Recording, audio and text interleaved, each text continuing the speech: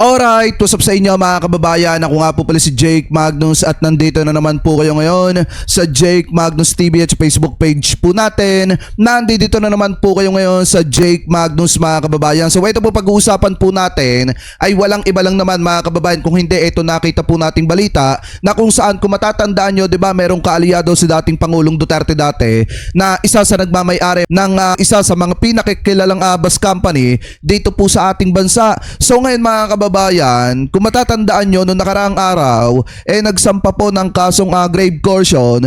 Ito pong si Attorney Dino De Leon. Ano po, dito sa may-ari ng isang kilalang bus company dito po sa ating bansa. So ngayon, ito po pala ay may malinaw na ugnayan kay dating Pangulong Duterte noon kung paano ginipit yung 42 na manggagawa. Dahil nga, ito pong kaibigan ni Duterteng ito na nagmamay-ari ng bus company, talagang ginamit yung koneksyon mga kababayan dito po kay dating Pangulong Duterte para gipitin yung kanilang mga manggagawa mga kababayan at para gipitin yung ilan sa kanilang mga kasamahan sa kanilang negosyo. So ngayon basahin muna natin ito, nakita po nating balita galing po sa latest news. Bago ko po i-play mga kababayan, ito pong nakita nating video ni Attorney De Leon kung paano niya inilarawan yung pang-aabuso na ginawa dun po sa mga manggagawa po natin na nagreklamo laban po dito sa isang bus company. So ngayon, sabi po dito mga kababayan sa latest news, malinaw na may ugnayan ang pamilyang Yanson sa kapangyarihan ng administrasyon ni Rodrigo Duterte. Isang bagay na hindi lingid sa publiko.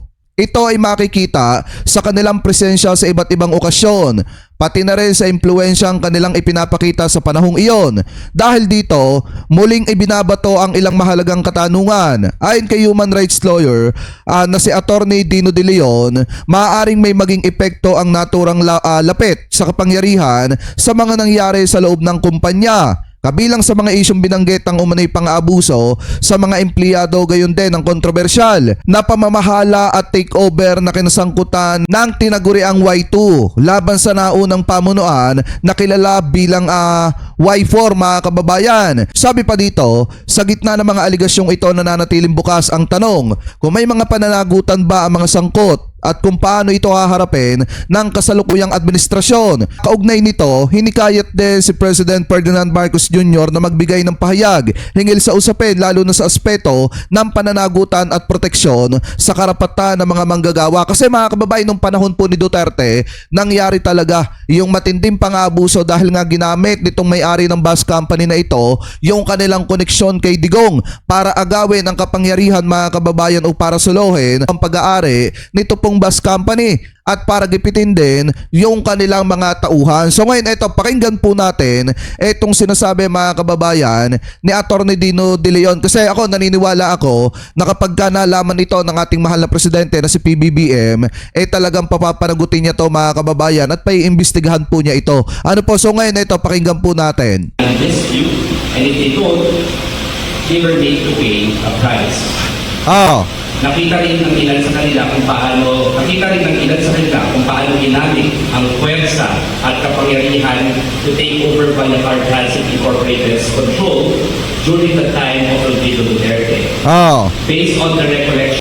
So ibig sabihin, ginamit talaga yung kapangyarihan mga kababayan ni Duterte noong mga panahon na yon para i-take over yung pamunuan nito pong bus company na ito. Ginamit yung pagiging presidente ni Duterte para takutin yung ibang kaalyado nila sa negosyo at para suluhin ang pamumuno ng isang bus company. So anyway, tuloy pa natin.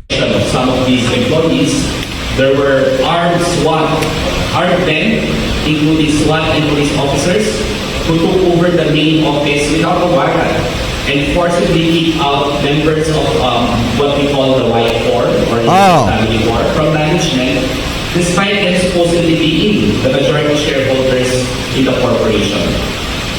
These workers were not devils, they were not criminals, they were employees. Many had served the company faithfully for decades. Manong here had worked for 27 years in Bayacar before she was made to resign against her will and forced to take sides in the Tanong dispute. Grabe, no? According to their sworn statements, which you will be able to access once filed, some were suddenly barred from reporting for work. Some were publicly labeled as bad. Others were later declared as a wall because yun pa nga yung mga mukha nila sa harapan ng Balacor. No? Some were pressured into retirement or resignation. Some were made to sign separation papers under fear of losing benefits. A lot of them were being forced to carry placards to declare support to one side of the family.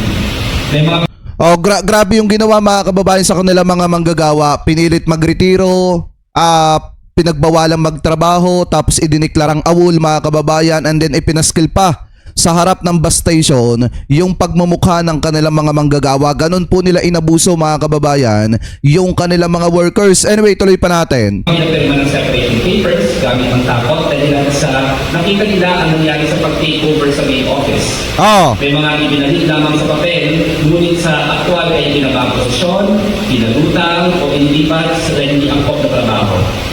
This is not just illegal dismissal, and we'd like to clarify that. It is great coercion when fear and force are used to make them choose sides at the cost of losing their jobs. grabe. Malinaw, ang mga magagawa po ito ay gusto lamang sa magpatuloy sa trabaho. Hindi na pililing tumigil, hindi nila pililing magsawsaw sa away pamilya. They were casualties of an internal family feud because they were the easiest victims. Laborers should not be as vulnerable as that. That is why we filed criminal complaints for grave coercion under Article 286 of the revised Penal Code. Under our law, grave coercion happens when a person is prevented from doing something lawful or is forced to do something against his will through threats, intimidation, Oh. pressure, or abuse of power without any legal authority.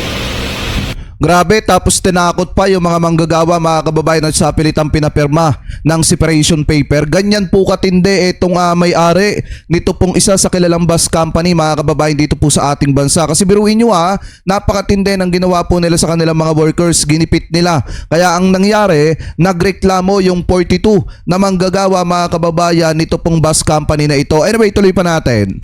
Pinigilan sila gawin ng legal na bagay, pumasok sa trabaho at kumita para sa pamilya. Pinigilan silang pumili ng kakampihan. Pinigilan silang gawin ang labag sa kanilang kalooban. Oh, Magretiro, hindi oras, manahimik, yumuko, at tanggapin na lamang ang pagdura sa kanilang karapatan bilang magagawa. grabe. No worker in a democratic society should never be placed in that position. Ngunit maging tapat tayo. Hindi ito nangyari in a vacuum.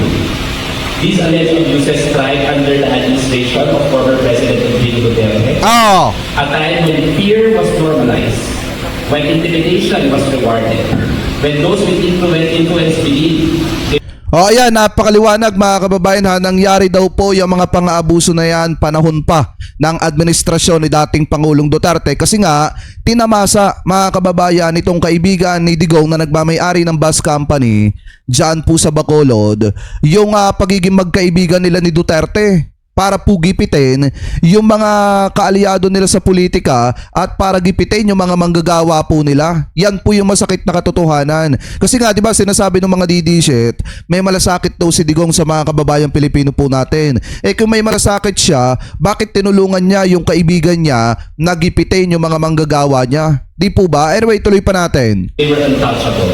And when human rights and labor rights were too often treated as disposable. The question must be asked, how much political leverage and influence did the administration Duterte, Rodrigo Duterte, extend to make these abusive workers possible? Oh, Was there a court order when armed men, including members of the police force, forcibly took over the main office of Balacor and kicked out these workers, including the so-called Gelson Forum? Siguro dapat natin maalala yung konteksto ng family conflict nito na kasama Tama. sa biktima ay ang mga simpleng manggagawa. When impunity becomes the atmosphere, abuse becomes the culture. As somebody who was called so many times, including fighting for teacher in Lalamas who was arrested in his house without any dispute.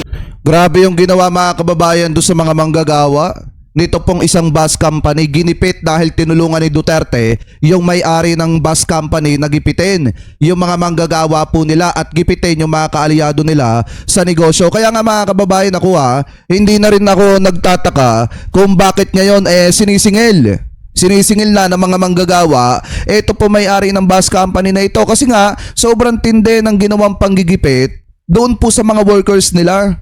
Biruin nyo, pinilit pumirma ng separation paper, pinilit magretiro, pinilit yumuko at tanggapin mga kababayan na wala ng pag-asa. Ito po mga manggagawa nila na labanan yung may-ari ng bus company at ipaglaban yung karapatan nila. Dahil nga, kaalyado ni dating Pangulong Duterte at kinampihan ni Digong mga kababayan, tinulungan ni Duterte na maagaw yung bus company dun pa sa iba mga kaalyado nila at gipitin yung mga manggagawa nila. Ganyan po katindi mga kababayan ang ginawa nito pong may-ari ng bus company na ito, nitong sina LRY aka Small Boy at nito pong si GYD mga kababayan aka ex-convict at nitong si Big Mama na mismong kaibigan ni dating Pangulong Duterte. Kaya nga ako mga kababayan in my personal opinion, kung ito man po ay may katotohanan, dapat po talaga itong maimbestigahan ng ating pamahalaan para makita kung ano po ba talaga ang depekto patungkol po dito sa usapin po na ito, kung ano po talaga ang katotohanan. Kasi nga, maliwanag na may mga workers na nagrereklamo dahil nga ginipit sila mga kababayan at hindi makatarungan yung ginawa po sa kanila, lalo na tinulungan pa ng dating administrasyon yung gumawa sa kanila ng masama. So ngayon mga kababayan, kung kayo po ang tatanungin, ano po ang masasabi ninyo hingil po dito sa usapin po na ito, ano po ang comment at opinion po ninyo hingil po dito, comment below na lamang po kung ano po masasabi nyo hingil po dito sa topic na ito mga kababayan. Maraming salamat po, ingat po kayo palagi, God bless po, thank you po.